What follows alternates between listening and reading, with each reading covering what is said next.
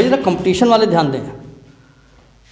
Question कर रहे हैं कि 1 2 alpha 5 and 2 beta 2 5 are the multiple of 9। 9 के मल्टीपल हैं, तो कह रहे हैं कि भाई अल्फा और बीटा की वैल्यू निकालो। ऐसा क्वेश्चन आएगा तो हम कैसे करेंगे, आपको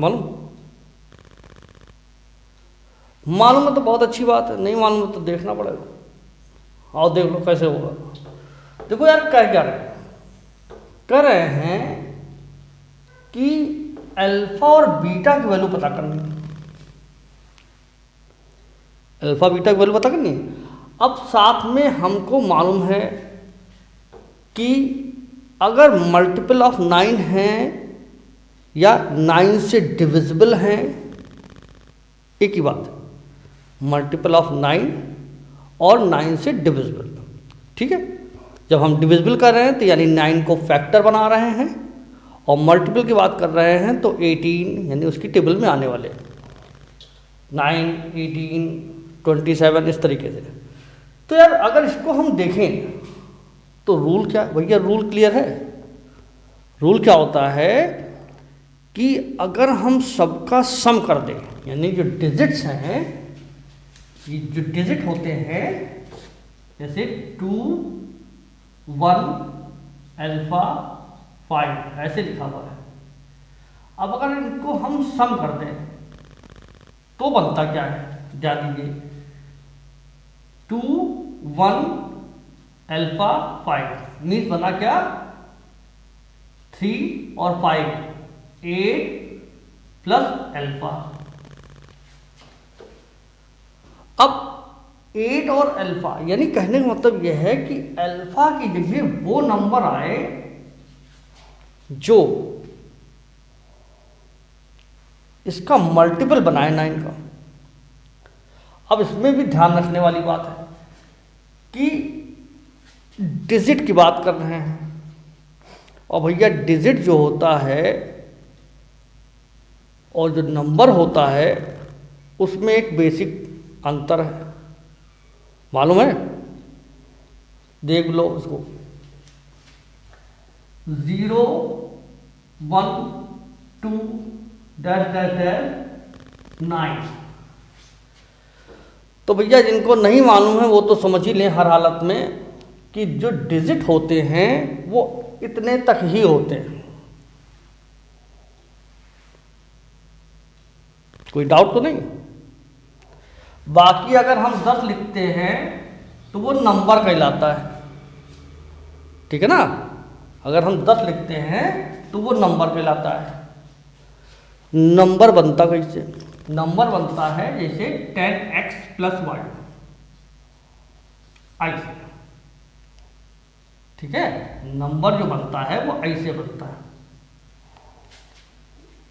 जैसे 27 लिखा है, तो ये एक नंबर, ये डिजिट नहीं भैया, डिजिट ये और ये है, ठीक है।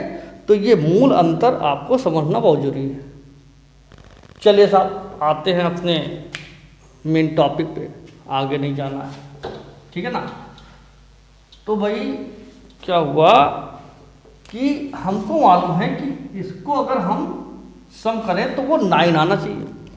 तो यार ये ध्यान दीजिए, तो अब साथ में मल्टीपल ऑफ, तो जैसे मल्टीपल यार क्या क्या है इसको ध्यान दो। तो 9 18 यानी उसकी टेबल में आने वाले 27 36 ऐसे। अब अगर हम इसकी वैल्यू 9 रखते हैं, या ध्यान दो इसको, अगर मान लो 18 रख लेते हैं, सम मल्टीपल होना चाहिए, या तो हम 0 रख सकते हैं तब भी काम बन जाएगा कि सम। तो अब कंडीशन कौन सी लग रही है?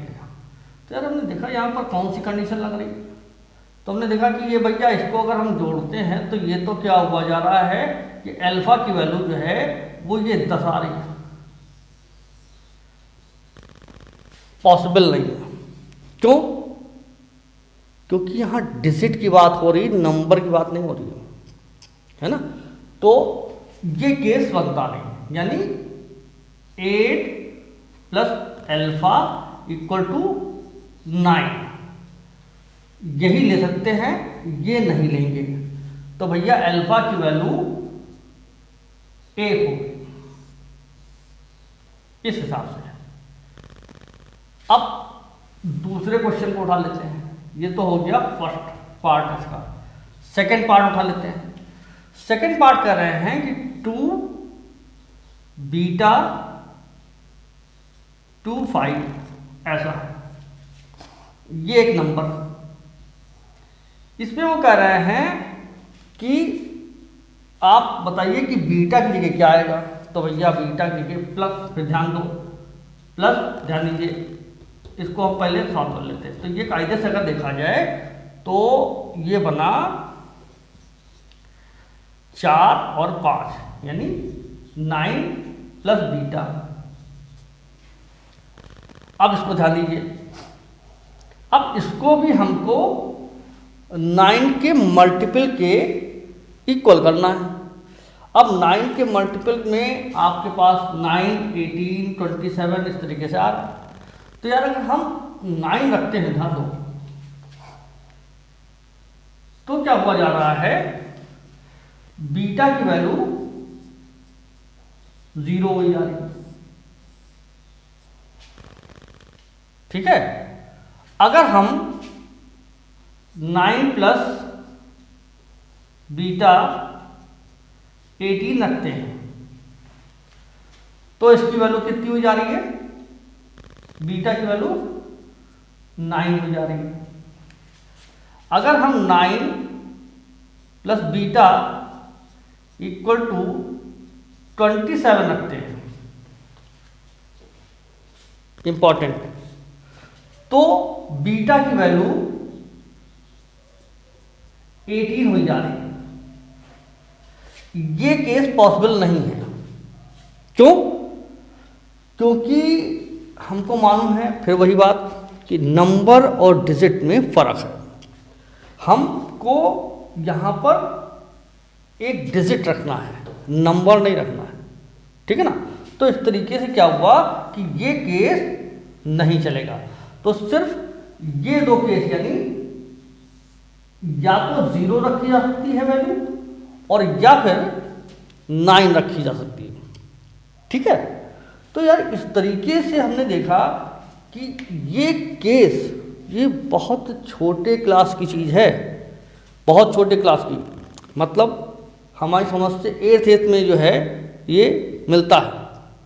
मगर ये चीज़ें हम लोग भूल जाते हैं, तहा के रख देते हैं और वही कंपटीशन में भूल लेते हैं।